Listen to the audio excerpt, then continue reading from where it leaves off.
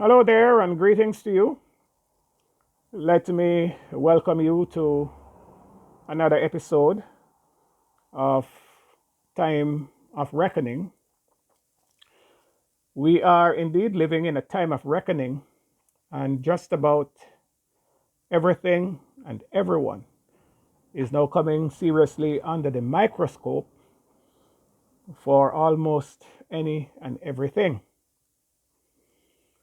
As I peruse the YouTube channel, there are so many persons posting videos of their past association with the religions of their choices. You have those who were former Adventists who choose to leave the faith and speak against the religion. There are those who were Jehovah's Witnesses, former, who leave the faith and are hell bent on bringing it down.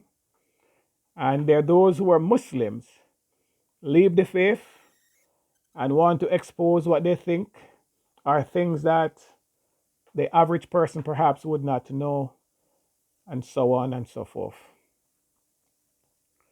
This video in particular, I would just like to, use it to say that it's quite okay to be one of Jehovah's Witnesses, if that's what you want to be.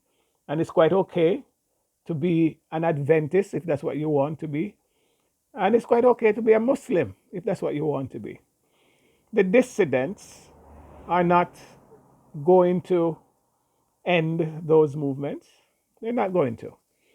In fact, I listen, being familiar with Jehovah's Witnesses and their teachings and beliefs, when I listen to the things that are being said by those who are ex Jehovah's Witnesses, I find that in some ways they will encourage some to become Jehovah's Witnesses. It will have the exact opposite effects that they did not intend it, you know. So obviously the organization has flaws, like all organization does, have serious flaws. But the fact is, there are no religion at all that doesn't have flaws. None. And so it's a matter of exchanging one religious flaw for the other. Or you have some who take their views to the extreme where if they leave one faith that they felt deep down within themselves that it was the truth and there was no other truth beside it, Jehovah's Witnesses and Adventists are good for that. They believe that their respective religions is the truth and the only truth, the only true religion. So it is common to hear, an Adventist say that if the Sabbath is wrong, or if Sabbath worshiping, which means the entire body of teaching of the Seventh day Adventists, if it is wrong, then they're done with God and they're done with religion. And it is also not uncommon to hear Jehovah's Witnesses say that if they were to leave the faith, they'll finish with religion as well. And it's obvious that a number of those who are online as ex Jehovah's Witnesses, a lot of them are either atheists, agnostics, or they gone back to religions that they once condemned. And so the whole thing is kind of a mockery, and you ask yourself, what sense does it make? I am on this channel as criticizing people who feel the need to leave from one religion to the other, because fundamentally they are not thinking about what it says. If a person find it necessary to leave from one religion to go to another religion, especially if both professes the same faith, for example, you leave the one Christian religion for another Christian religion, technically you're saying that the God in one is different from the God in the other. That's technically what you're saying, and it also belies any claim that there is any Holy Spirit that operates within the faith. Because if something is wrong about a particular religious faith, then if you have a conviction, if you are awakened to the reality something is wrong, then the Spirit of God should simply use you to correct what is there and make it right. But I also understand, as one man says, that he have tried, and it is easier to skip church than to try to change them. But again, as I said, it belies this whole thing that there is some overarching power controlling these churches. So it seems pretty correct to think that religion is man made. They're man made, they're human directed, and wherever you go, it simply hardly matters because it's just accepting one set of persons' view against another, or vice versa. So, with Jehovah's Witnesses, for example, every person who become Jehovah's Witnesses, whether they were born in the faith and was raised by relatives to see the faith as what they want them to see it as, they love to say the truth, or you are a convert that came in the faith as a consequence of somebody preaching to you and studying the Bible, their version of it with you. And I don't mean their version of the Bible, but their version more of their understanding and interpretation of the Bible, whichever translation you uses. You know, you would have all the time you need to get to understand the inner workings of the organization. The problem is that most people take religion at face value. You can compare it to a marriage. Two people feel they're in love with each other and they get the basic acquaintances in place and take everything else for granted. When they get married, that's during the courtship. You're courting, you meet someone, and you think you like the person think they like you. And the basic acquaintances takes place, and everything else is taken for granted or overlooked. No sooner the relationship is cemented in marriage, then the problem starts. Because you start seeing all the things that you should perhaps have taken time to see when you were courting and tell yourself, this is not what I want. But maybe due to the excitement, you go along with it. But as time goes on, the person, maybe you would say, start changing. But pretty much they might be the very same person. It's just that you did not take the time to notice that. So religion is not much different. When a person becomes a member of X religion, for example, Jehovah's Witnesses, they have studied the Bible with the witnesses. They have gone through publications that depicts the inner workings of the organization. Of course, there are things you will never be told because there are different layers to the organization. And that's true with all religious organizations. And so as time goes on, you begin to see things differently. And so you decide, well, I am leaving. And you leave and decide to showcase your grievances. And so you perhaps might expect that in an effort to do that, you might be dissuading others. But the way religion works and people's psyche, it don't really happen. You know, you might get a few, but the vast majority of those who are going to be attracted to it are going to be attracted to it. And they will go there and the cycle continues. So every religion have its fair share of backsliders, you know. But I find, you know, the bitterness kind of unfortunate because, you know, for the most part, there are some positives about Jehovah's Witnesses, as there are positives about other groups as well, you know. But like marriage, I like to compare the two. You know, you are invited to a wedding, and you might even be the person to catch the bouquet if you're a female. And it's all excitement. The partying is nice. Yes, it's kind of welcoming, it's exciting. But you're surprised to know a few years or a few months down the road, the bitterness and the anger and the enmity that exist in that same previously beautiful relationship. And that's very unfortunate that these things happen, but that's part and parcel of how the world works. So I think I would just use this video to say that while I do understand where these folks are coming from, these past associates of which group, where they're coming from, you know, it is not as though your eyes are open and you're now seeing something that you did not know.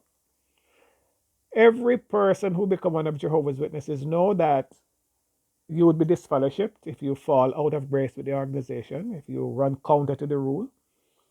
They all understand that this fellowshipping means excommunication. It is true that there was a time when disfellowshipped persons could still have a fairly cohesive relationship with family members, those to whom you have blood ties, your cousins, your uncles, your aunties, your mother, your father, your brother, your sister, your children. Over time, the witnesses changed that and they tightened the screw. And so, if you're disfellowshipped and you have children, they will not be relating to you. And that angers a lot of people. But again, that's what you bought into, you know. You know that if you're sick, you're not going to be allowed to take blood. You know that you're not going to be allowed to participate in the political process. Yeah, unionism, all those things.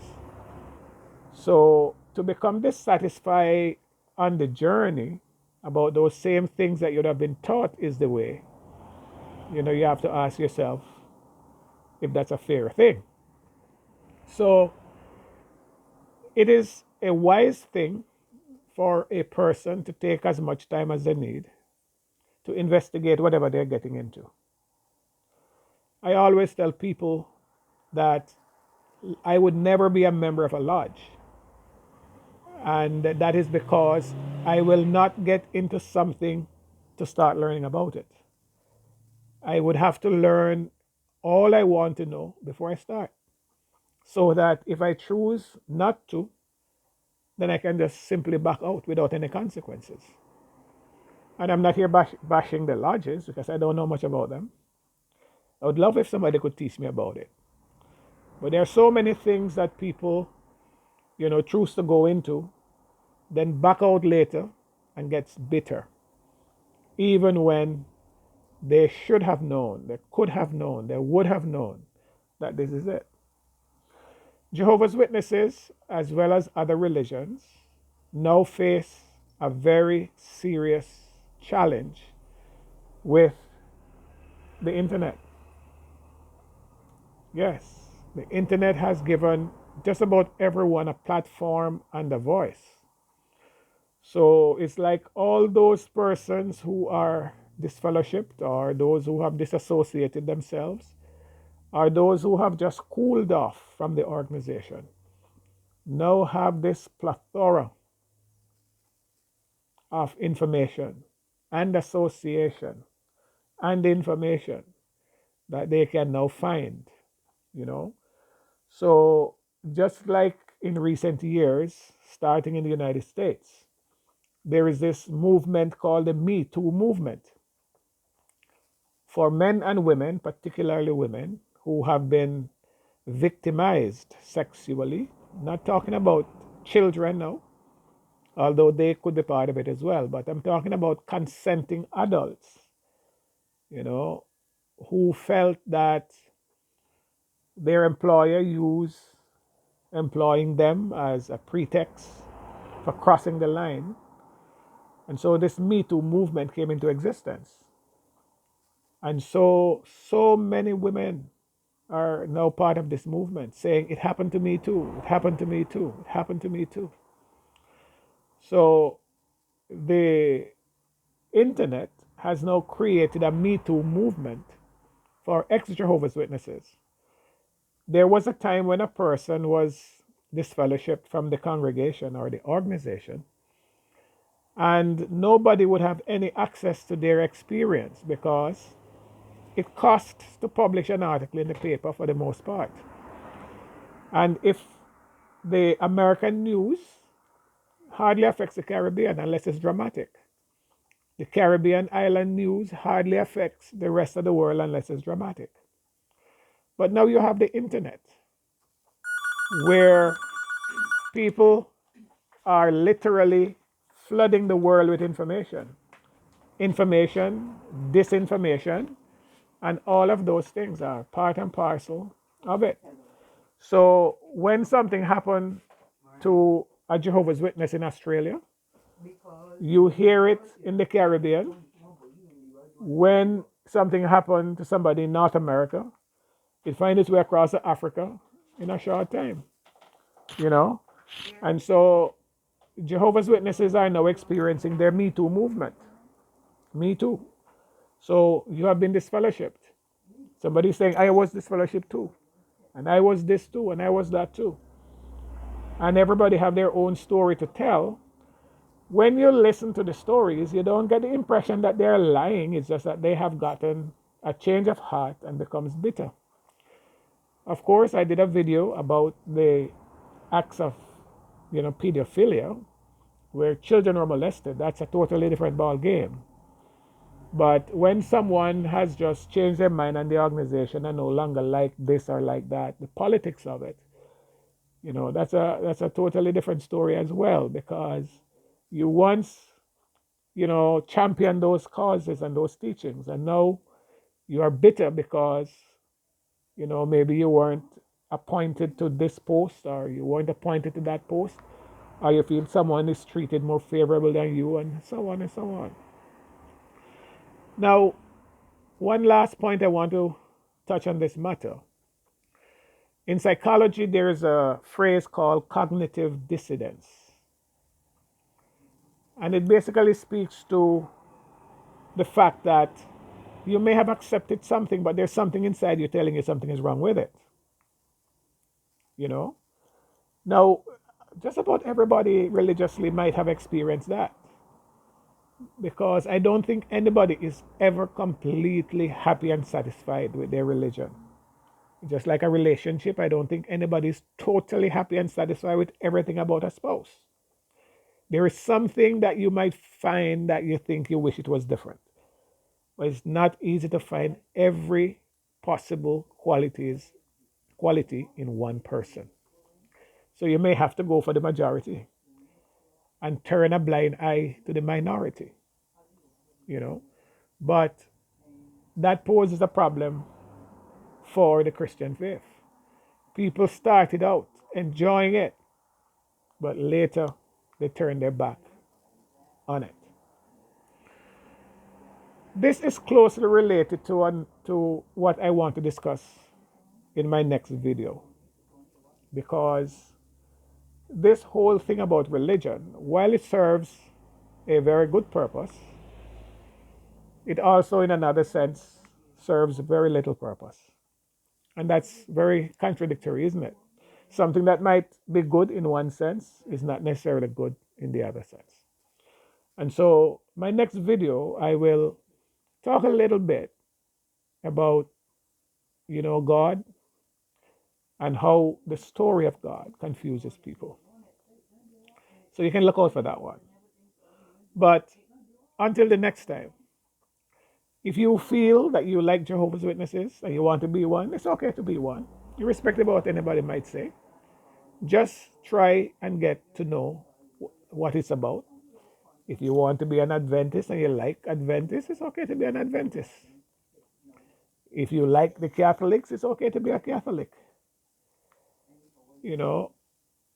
And as you pursue the path, you are going to find things where your cognitive dissonance is going to kick in. You're going to tell yourself, I don't think that is right. I don't think that is so. I don't think that should be so.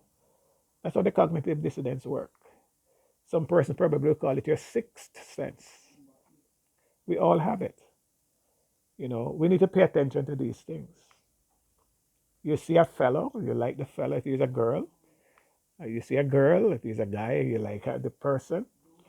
But you might notice some trend that maybe the person likes to slap. And you might feel more or less it's an act of love.